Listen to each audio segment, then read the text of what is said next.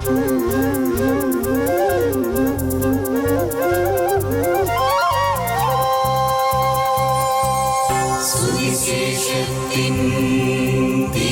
തെളിച്ചം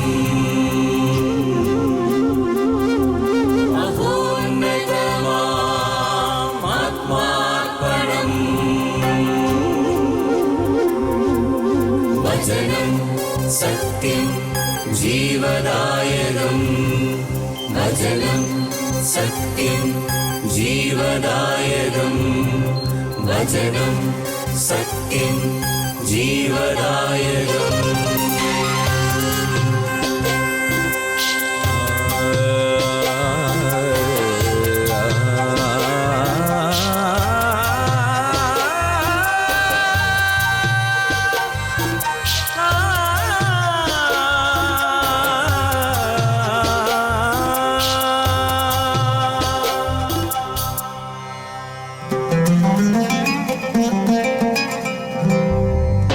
അധ്വാനിപ്പവർ തൻ സിരകളിലൊഴുകും ജീവൻ പകരും ദിവ്യഭോജനം. അധ്വാനിപ്പവർ തൻ സിരകളിലൊഴുകും ജീവൻ പകരും ദിവ്യഭോജനം. അതിരുകൾ ഭേദിക്കും സ്നേഹത്തിൻ രശ്മികൾ ഞങ്ങളെ ഉണർത്തുന്ന പുതിയ പ്രഭാതം. അതിരുകൾ ഭേദിക്കും സ്നേഹത്തിൻ രശ്മികൾ ഞങ്ങളെ ഉണർത്തുന്ന പുതിയ പ്രഭാതം. മന്ന മന്ന മന്ന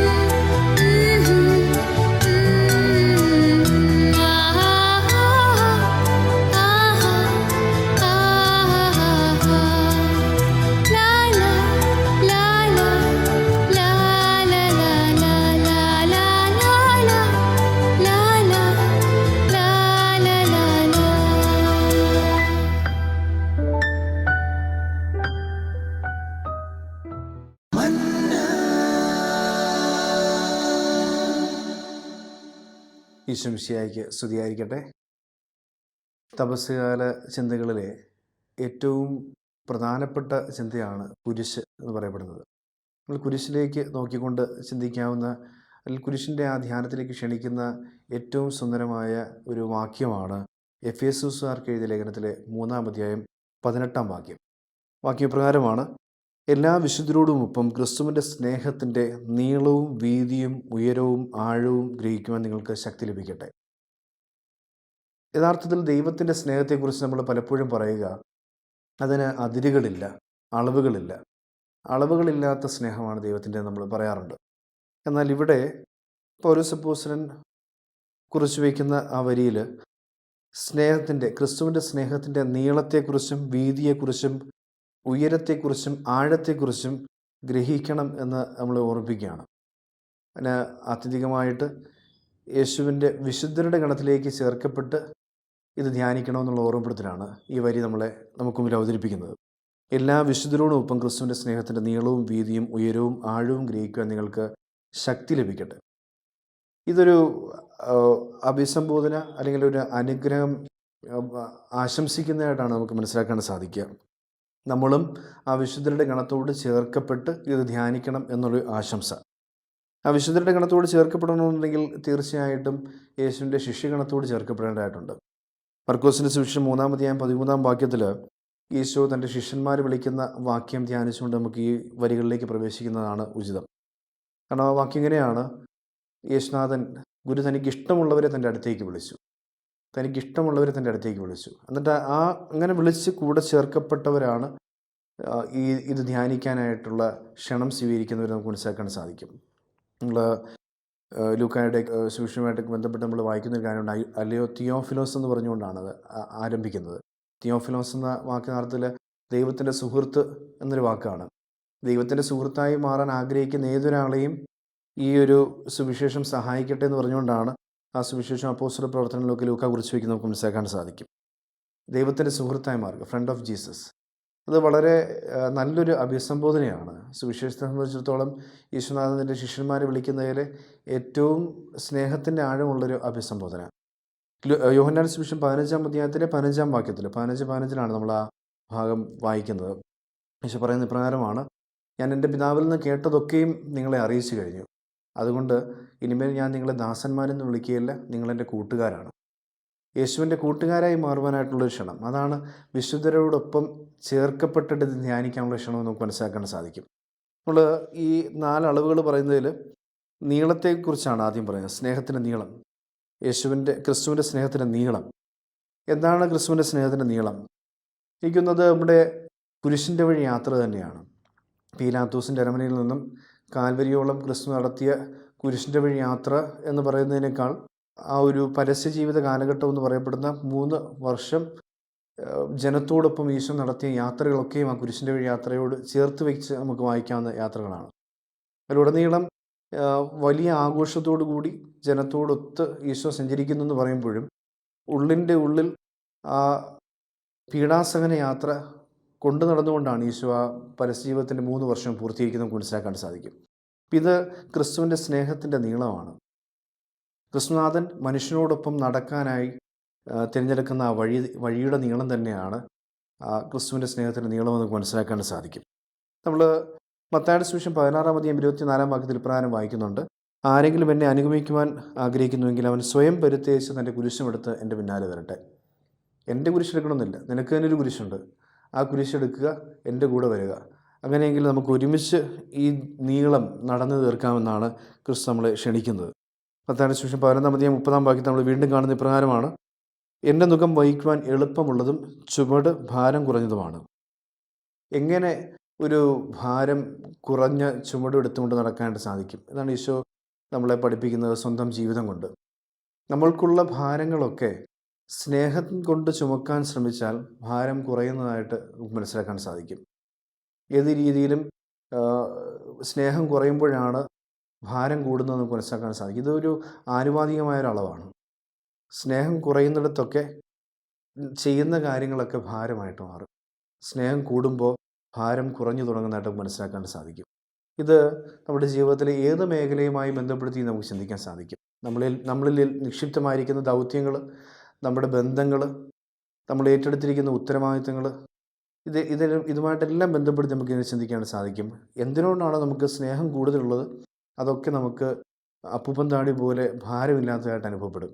പക്ഷേ എന്തിനോടൊക്കെയോ നമുക്ക് സ്നേഹം കുറഞ്ഞു തുടങ്ങുന്നുണ്ട്, അതെല്ലാം നമുക്ക് ചുമക്കാൻ പറ്റാത്ത രീതിയിലുള്ള ഭാരമായിട്ട് നമുക്ക് മനസ്സിലാക്കാൻ സാധിക്കുകയും ചെയ്യും. വില്യം ബാക്ലേയുടെ കമൻട്രിയിൽ വളരെ വ്യക്തമായിട്ടും ഭംഗിയായിട്ടും എഴുതി വച്ചിരിക്കുന്നൊരു സംഭവമുണ്ട്. ബൈബിളിൽ നമ്മൾ കാണുന്നൊരു കാര്യമല്ല. യേശു എന്ന തച്ചൻ്റെ വീടിന് മുമ്പിലായിട്ട് കുറിച്ചിട്ടിരുന്നൊരു ബോർഡിനെ കുറിച്ചാണ് ബാക്ലെ ആ കമൻട്രിയിൽ പറഞ്ഞു വയ്ക്കുക. അതിൽ പറയുന്നത് ഇങ്ങനെയാണ്: തച്ചൻ ഇങ്ങനെ ഒരു ബോർഡ് കുറിച്ചിട്ടിരിക്കുന്നു, നിങ്ങളുടെ മൃഗത്തെ കൊണ്ടുവന്നു കഴിഞ്ഞാൽ അതിൻ്റെ കഴുത്തളവെടുത്ത് അതിൻ്റെ ആരോഗ്യം എന്തെന്ന് മനസ്സിലാക്കിയിട്ട് അതിനുതകുന്ന രീതിയിലുള്ളൊരു നുകം ഞാൻ പണിഞ്ഞു തരാം. തീർച്ചയായിട്ടും ആ നുകം അതിനെ ഭാരപ്പെടുത്താൻ പോകുന്നില്ല. അതിൻ്റെ അർത്ഥം നമ്മളിലേക്ക് ദൈവം നേരത്തെ കൂട്ടി ബലം നിക്ഷേപിച്ചിട്ടുണ്ട്. ദൈവത്തോടൊപ്പം നടന്നു തീർക്കേണ്ട ജീവിതത്തിൻ്റെ ആ നീളം നമ്മൾ നടന്നു തീർക്കുമ്പോൾ കൃത്യമായിട്ടും അത് ചുമക്കാനുള്ള, ഏത് തരം കുരിശാണെങ്കിലും അത് ചുമക്കാനുള്ള ബലം നമ്മുടെ ഉള്ളിൽ ദൈവം നിക്ഷേപിച്ചിട്ടുണ്ട്. പ്രാർത്ഥന കൊണ്ട് മാത്രമേ ആ ബലം നമുക്ക് തിരിച്ചറിയാൻ സാധിക്കുകയുള്ളൂ. സ്നേഹം കൊണ്ട് മാത്രമേ ആ ബലം നമുക്ക് കൈകാര്യം ചെയ്യാൻ സാധിക്കുകയുള്ളൂ. അപ്പോൾ പ്രാർത്ഥനയും സ്നേഹവും ഉണ്ടെങ്കിൽ ബലം പ്രാപിച്ച് ക്രിസ്തുവിനോടൊപ്പം ആ സ്നേഹത്തിൻ്റെ നീളം നടന്നു തീർക്കാൻ സാധിക്കുമെന്ന് ക്രിസ്തു നമ്മളെ ഓർമ്മപ്പെടുത്തുകയാണ്. ആ കിറേനക്കാരൻ ഷിമിയോനെക്കുറിച്ച് പറയുമ്പോഴും പുതിയ കാലഘട്ടത്തിലേക്ക് നമ്മൾ വരുമ്പോൾ സാൻ ജിയോവാനി റൊത്തേന്തോ എന്ന് പറയപ്പെടുന്ന ഇറ്റലിയിലെ പ്രദേശത്തുള്ള ആശ്രമത്തിൽ ജീവിതം പൂർത്തീകരിച്ചു എന്ന് പറയുന്ന വിശുദ്ധ പാദ്രി പിയോയുടെ ജീവിതമായിട്ട് ബന്ധപ്പെടുത്തി ഇങ്ങനെ തന്നെയാണ് പറയുക. പഞ്ചശതധാരി എന്നാണ് നമ്മൾ സാധാരണ പാദ്രി പിയെക്കുറിച്ച് പറയാറുള്ളത്. പക്ഷേ ആ പഞ്ചശതങ്ങൾക്കപ്പുറം 6ാമത്തെ തിരുമുറിവ് കൂടി വിശുദ്ധ പാദ്രി പിക്ക് ഉണ്ടായിരുന്നുവെന്ന് പാദ്രി പിയുടെ ജീവിതത്തിന് വായിക്കാൻ നമുക്ക് മനസ്സിലാക്കാൻ സാധിക്കും. തോളിൽ കുരിശ് നോക്കുമ്പോൾ ഉണ്ടായ ആഴമേറിയ തോളിലെ മുറിവ് ക്രിസ്തുവിനുണ്ടായിരുന്നത് അതേപടി പാദ്രി പിക്ക് ഉണ്ടായിരുന്നുവെന്നാണ് പാദ്രി പിയോട് അടുത്ത് ഇടപഴകിയ ആളുകൾ സാക്ഷ്യപ്പെടുത്തിയിട്ടുള്ളത്. അതായത് കുരിശ് വന്നു എന്ന് പറയപ്പെടുന്നൊരു മുറിവ് കൂടി പാദ്രി പിക്ക് ഉണ്ടായിരുന്നു. അതുകൊണ്ട് തന്നെ അദ്ദേഹത്തിൻ്റെ ആ ആശ്രമത്തിൻ്റെ മുൻവശത്ത് കുരിശിൻ്റെ വഴി ചിത്രീകരിച്ചിരിക്കുന്നിടത്ത് കിവറേൻകാരൻ ഷിമിയോൻ്റെ ചിത്രത്തിന് പകരം യേശുവിനെ കുരിശ് ചുമക്കാൻ സഹായിക്കുന്നതായിട്ട് രേഖപ്പെടുത്തിയിരിക്കുക, അല്ലെങ്കിൽ ചിത്രീകരിച്ചിരിക്കുന്ന വിശുദ്ധ പാദ്രി പിയാണ്. ഇതൊരു ഓർമ്മപ്പെടുത്തലാണ്, ഒരു ക്ഷണമാണ്, നമുക്കെല്ലാം വേണ്ടിയുള്ള ക്ഷണം. അതായത് ക്രിസ്തുവിൻ്റെ സ്നേഹത്തിൻ്റെ നീളം അവനോടൊപ്പം നടന്നു തീർക്കാനായിട്ട് നമ്മൾ ശ്രമിക്കുന്നുണ്ടെങ്കിൽ, ആഗ്രഹിക്കുന്നുണ്ടെങ്കിൽ അവനോടൊപ്പം നമ്മൾ കുരിശെടുക്കേണ്ടതായിട്ടുണ്ട്. ആ കുരിശ് അമർന്ന് തോളിലുണ്ടായ മുറിവ് നമുക്കും ഉണ്ടാകേണ്ടിയിരിക്കുന്നു. ഇതാണ് ക്രിസ്തുവിൻ്റെ സ്നേഹത്തിൻ്റെ നീളം എന്ന് പറയപ്പെടുന്നത്. ഈ സ്നേഹത്തിൻ്റെ നീളം നടന്നു തീർക്കാനായിട്ട് മടിയുണ്ടായതുകൊണ്ടോ പേടിയുണ്ടായതുകൊണ്ടോ പത്രോസ് പലപ്പോഴും പിൻവാങ്ങുന്നതായിട്ട് നമുക്ക് കാണാൻ സാധിക്കും. 3 ആവർത്തി അവനെ തള്ളിപ്പറഞ്ഞുകൊണ്ട് പിൻവാങ്ങുന്ന പത്രോസിനെ സ്നേഹത്തിൻ്റെ പ്രതികാരം ചെയ്തുകൊണ്ട് 3 ആവർത്തി നീ എന്നെ സ്നേഹിക്കുന്നുവോ എന്ന ചോദ്യത്തിന് സ്നേഹിക്കുന്നുവെന്ന് മറുപടി പറയിച്ചുകൊണ്ടാണ് കർത്താവ് തിരിച്ചു പിടിക്കുന്നത്. എന്നിട്ടും നമുക്ക് പിന്നീട് മനസ്സിലാക്കാൻ സാധിക്കുക, വേദഗ്രന്ഥത്തിൽ ഇല്ലെങ്കിൽ പോലും പാരമ്പര്യങ്ങൾ പറയുന്നതനുസരിച്ച് റോമിൽ ദൈവജനത്തെ നയിക്കേണ്ടിയിരുന്ന ആദ്യത്തെ പാപ്പയായ പത്രോസ് ആ കുന്നിറങ്ങി താഴേക്ക് പോവുകയാണ്. എതിരെ വീണ്ടും കുരിശും ചുമന്ന് ക്രിസ്തു കയറി വരുന്നു. അവിടെ ആ ചോദ്യം വീണ്ടും ഉയരുകയാണ്: കോവാദിസ്, നീ എവിടേക്കാണ് പോകുന്നത്? ഈ ചോദ്യത്തിൻ്റെ മറുപടി ക്രിസ്തു പത്രോസിനോടും പത്രോസ് ക്രിസ്തുവിനോടും ചോദിച്ച ചോദ്യമായിട്ട് നമുക്കതിനെ വായിച്ചെടുക്കാൻ സാധിക്കും. ആ കുന്നിറങ്ങിപ്പോകുന്ന പത്രോസ് കുരിശുമായി കയറി വരുന്ന ക്രിസ്തുവിനോട് ചോദിക്കുമ്പോൾ ക്രിസ്തു പറയുന്നു: നീ എന്തായാലും ഇറങ്ങിപ്പോയല്ലേ, നിനക്ക് പകരം മരിക്കുവാനായിട്ട് ഞാൻ ഈ കുന്ന് കയറി വീണ്ടും പോവുകയാണ്. തിരികെ പത്രോസ് പോയി ക്രിസ്തുവിന് വേണ്ടി രക്തസാക്ഷിയായി എന്ന് പറയപ്പെടുമ്പോൾ ഇതൊരു ചരിത്ര സംഭവമായിട്ട് നമുക്ക് കാണാൻ സാധിക്കും. റോമിൽ കോവാദിസ് ദേവാലയം എന്ന പേരിലൊരു ഇവർ പരസ്പരം കണ്ടുമുട്ടി എന്ന് വിശ്വസിക്കുന്നവരിടത്ത് കോവാദിസ് എന്ന പേരിൽ തന്നെ, അങ്ങോട്ട് എന്ന പേരിൽ തന്നെ ഒരു ദേവാലയം നമുക്ക് കാണാൻ സാധിക്കും. ഇതൊരു ചോദ്യമാണ്: നീ എവിടേക്കായി പോകുന്നത് എന്ന ചോദ്യം. എൻ്റെ സ്നേഹത്തിൻ്റെ നീളം നടന്നു തീർക്കുന്നതിന് പകരം നീ നിൻ്റെ വഴിക്ക് നടന്നു തുടങ്ങിയാണോ, നീ എങ്ങോട്ടാണ് പോകുന്നതെന്ന ചോദ്യം ഉൽപ്പത്തി പുസ്തകം 16-ാം അധ്യായം 8-ാം വാക്യത്തിൽ ഹാഗാറിനോട് ദൈവം ചോദിച്ചു തുടങ്ങുന്നതായിട്ട് നമുക്ക് കാണാൻ സാധിക്കും. ഇത് ഉൽഗാത്ത തർജ്ജമയിൽ ഇതേ വാക്യം ഉപയോഗിച്ചുകൊണ്ട് ഏതാണ്ട് 7ഓളം ഭാഗത്ത് നമുക്ക് ഈ ചോദ്യം ആവർത്തിക്കപ്പെടുന്നതായിട്ടും കാണാൻ സാധിക്കുന്നുണ്ട്. ക്രിസ്തു നമ്മളോടും ചോദിക്കുന്നുണ്ട്: എൻ്റെ സ്നേഹത്തിൻ്റെ നീളം നടന്നു തീർക്കുന്നതിന് പകരം നീ നിൻ്റെ വഴിക്ക് എങ്ങോട്ടാണ് ഈ പോകുന്നത്? രണ്ടാമത് നമ്മൾ വീതിയെക്കുറിച്ചാണ് ചിന്തിക്കുന്നത്. ക്രിസ്തുവിൻ്റെ സ്നേഹത്തിൻ്റെ വീതി. നിശ്ചയമായിട്ടും ക്രിസ്തു കുരിശിൽ വിരിച്ചു പിടിച്ച കരം കൊണ്ടാണ് ആ വീതി നമ്മൾക്ക് പറഞ്ഞു തരുന്നത്. സ്നേഹത്തിൻ്റെ വീതി ക്രിസ്തു നമ്മളെ പഠിപ്പിക്കുന്നത് വിരിച്ചു പിടിച്ച കരം കൊണ്ടാണ്. നമുക്ക് മെൽ ഗിബ്സൺ ഡയറക്റ്റ് ചെയ്ത പാഷൻ ഓഫ് ക്രൈസ്റ്റ് എന്ന വളരെ സുന്ദരമായ ചിത്രം നമ്മളെല്ലാവരും പലയാവർത്തി കണ്ടിട്ടുള്ളതാണ്. മെൽ ഗിബ്സണോട് ഒരിക്കൽ ഒരു ഇൻ്റർവ്യൂവിൻ്റെ സമയത്ത് ഒരു റിപ്പോർട്ടർ ചോദിക്കുകയാണ്, ഇത്രയും മനോഹരമായ, ഇത്രയും വളരെ പ്രസിദ്ധമായി മാറാൻ, ചരിത്ര സംഭവമായി മാറാൻ സാധ്യതയുള്ള ഒരു ചലച്ചിത്രം നിർമ്മിച്ചിട്ട് അങ്ങ് എന്തുകൊണ്ട് അതിലൊരു രംഗം കൈകാര്യം ചെയ്തില്ല, അങ്ങ് എന്തുകൊണ്ട് റോൾ എടുത്തില്ല? മെൽ ഗിബ്സൺ മറുപടി പറഞ്ഞ ഇപ്രകാരമാണ്, ഞാൻ ആ ചിത്രത്തിൽ അഭിനയിച്ചിട്ടുണ്ട്, നിങ്ങൾ കണ്ടില്ല. അമ്പരന്ന് പോയ റിപ്പോർട്ടർ വീണ്ടും ചോദിക്കുന്നു, ഞങ്ങളാരും അങ്ങയുടെ മുഖം കണ്ടില്ലല്ലോ. മനുഷ്യൻ എന്തെങ്കിലും മേക്കപ്പ് ഉപയോഗിച്ചുകൊണ്ടാണെന്നുള്ള രീതിയിലാണ് ചോദ്യം. അപ്പോൾ മെൽ ഗിബ്സൺ വീണ്ടും മറുപടി പറയുന്നു, എൻ്റെ മുഖം അതിൽ അഭിനയിച്ചിട്ടില്ല, പക്ഷേ എൻ്റെ കൈ അതിൽ അഭിനയിച്ചിട്ടുണ്ട്. നിങ്ങൾ കണ്ട ക്രിസ്തുവിനെ കുരിശിൽ തറയ്ക്കാൻ വേണ്ടി ആ കൈ വലിച്ച് നീട്ടി അതിലേക്ക് ആണി വെച്ച് ചുറ്റിയൽ കൊണ്ട് അടിക്കുന്ന കൈ, അത് നിങ്ങളാ കാണുന്ന പട്ടാളക്കാരൻ്റെതല്ല, പട്ടാളക്കാരനെ അഭിനയിക്കുന്ന മനുഷ്യൻ്റെ അല്ല, മറിച്ച് ആ കൈ എൻ്റേതാണ്. കാരണം ഈ വലിയൊരു മഹത്തായ ചിത്രം ചിത്രീകരിച്ച് വന്നപ്പോൾ ഞാൻ അതിനെക്കുറിച്ച് ധ്യാനിച്ചു. ആ ധ്യാനത്തിൻ്റെ ഭാഗമായിട്ട് ഞാൻ ചിന്തിച്ചത്, അതിൽ യൂദാസിൻ്റെ പോലും റോള് കൈകാര്യം ചെയ്യാനായിട്ടുള്ള യോഗ്യത എനിക്കില്ല. അതിൽ കർത്താവിൻ്റെ കയ്യിലേക്ക് വീണ്ടും വീണ്ടും ആണിയടിച്ച് കയറ്റുന്ന ആ പടയാളിയുടെ കൈ എൻ്റെ കൈയായി ഞാൻ ചിന്തിച്ചു തുടങ്ങി. ഇത് ഒരു ഓർമ്മപ്പെടുത്തലാണ് യഥാർത്ഥത്തിൽ. ക്രിസ്തുവിൻ്റെ സ്നേഹത്തിൻ്റെ വീതി യഥാർത്ഥത്തിൽ അടയാളപ്പെടുത്തുന്നത് നമ്മളുടെ പാപങ്ങൾ കൊണ്ട് മുറിവേൽപ്പിച്ച ക്രിസ്തുവിൻ്റെ ആ മുറിയപ്പെട്ട ആണിപ്പഴുതുണ്ടായ കരം കൊണ്ട് തന്നെയാണ്. വിരിച്ചു പിടിച്ച കരം കൊണ്ട് ക്രിസ്തു പലതും നമ്മളെ ഓർമ്മപ്പെടുത്തുകയാണ്. അതായത് ഒന്നാമതായിട്ട് ക്രിസ്തു നമ്മളോട് പറഞ്ഞു തരുന്നത്, പരമാവധി എനിക്ക് എത്ര നിന്നെ സ്നേഹിക്കാൻ പറ്റുമോ അത്രയും പരമാവധി ഞാൻ നിന്നെ സ്നേഹിക്കുന്നതാണ് വിരിച്ചു പിടിച്ച കരം കൊണ്ട് അർത്ഥമാക്കുന്ന ഒന്നാമത്തെ പാഠം. രണ്ടാമത്തേത്, എത്ര പാപം ചെയ്താലും നീ തിരിച്ചു വന്നാൽ നിന്നെ ചേർത്ത് എൻ്റെ നെഞ്ചോട് ഞാൻ കെട്ടിപ്പിടിക്കും എന്ന് ഓർമ്മിപ്പിക്കുന്ന, ചേർത്തണയ്ക്കുമെന്ന് ഓർമ്മിപ്പിക്കുന്നതാണ് ആ വിരിച്ചു പിടിച്ച കരത്തിൻ്റെ രണ്ടാമത്തെ പാഠം.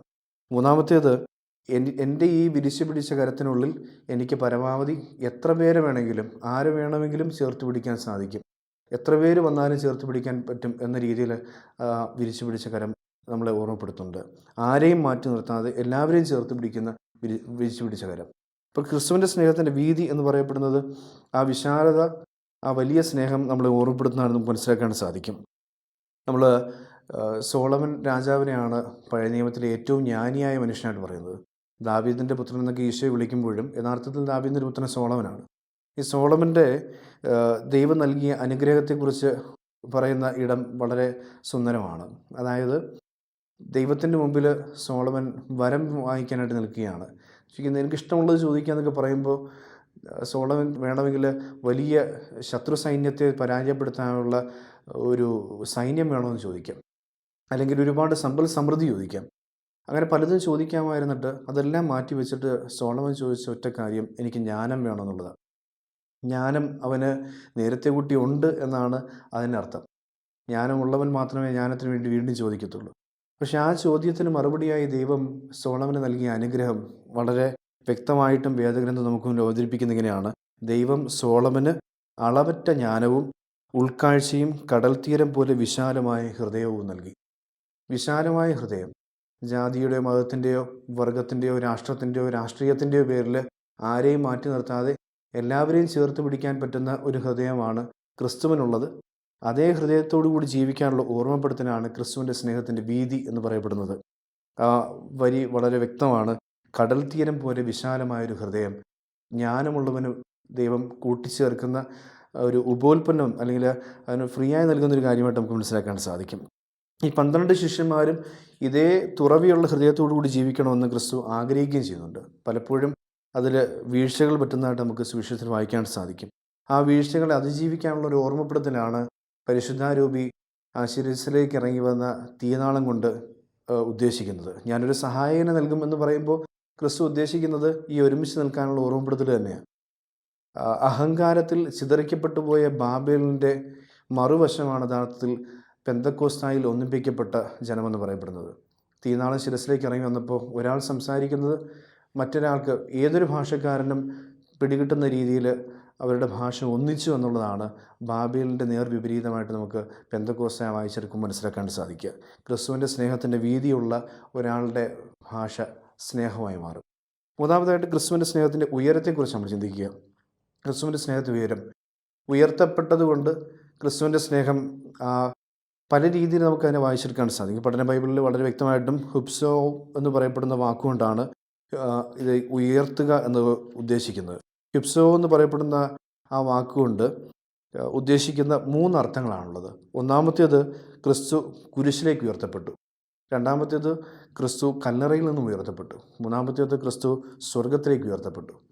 പക്ഷേ ഈ 3 ഉയർത്തപ്പെടലിനെയും ഒരുമിച്ച് ചേർക്കുന്ന ഒരു ഉയർത്തപ്പെടലാണ് അന്ത്യത്താഴത്തിലെ ദിവ്യകാരുണ്യം ഉയർത്തി എന്ന് പറയപ്പെടുന്ന കാര്യം. അപ്പമെടുത്ത് ഉയർത്തി എന്ന് പറയപ്പെടുന്നത്. ഈ അപ്പമെടുത്ത് ഉയർത്തി എന്ന് പറയുന്നതിൽ ഈ യേശുനാഥൻ കുരിശിലേക്ക് ബലിയായി ഉയർത്തപ്പെട്ടതും മരണത്തെ ജയിച്ച് ഉയർത്തെഴുന്നേറ്റതും പിതാവിൻ്റെ പക്കലേക്ക് സ്വർഗാരോഹണം ചെയ്തതുമായിട്ടുള്ള 3 ഉയർത്തപ്പെടലും ഒന്നിച്ചു ചേരുന്നതായിട്ട് നമുക്ക് കാണാൻ സാധിക്കും. ഈ ഉയരത്തിലേക്ക് നമ്മളെയും ക്രിസ്തു ക്ഷണിക്കുകയാണ്. ഉയരത്തിലേക്ക് ഉണ്ടെങ്കിൽ ഭൂമിയിൽ നിന്നും നമ്മൾ വേർപെടുത്തപ്പെടേണ്ടതായിട്ടുണ്ട്. ഭൂഗുരുത്വാകർഷണത്തിൽ നിന്ന് മാത്രമല്ല, ഭൗതികത ഗുരുത്വാകർഷണത്തിൽ നിന്ന് കൂടി നമ്മൾ വേർപെടുത്തപ്പെട്ടാൽ മാത്രമേ ക്രിസ്തുവിൻ്റെ ഉയരങ്ങളിലേക്ക് നമുക്ക് കയറി ചെല്ലാൻ സാധിക്കുകയുള്ളൂ. നമുക്ക് വിശുദ്ധീകരണം അല്ലെങ്കിൽ വിശുദ്ധി എന്ന് പറയുന്നതിന് വേണ്ടി ഉപയോഗിക്കുന്ന ആ ഗ്രീക്ക് പദം വളരെ സുന്ദരമാണ്. ആ വാക്ക് ഇങ്ങനെയാണ് ക്വാദേശ്. ക്വാദേശ് എന്ന് പറയപ്പെടുന്ന ആ വാക്കിൽ നിന്നുമാണ് കുദാശ എന്ന വാക്ക് രൂപപ്പെട്ടിരിക്കുന്നത്.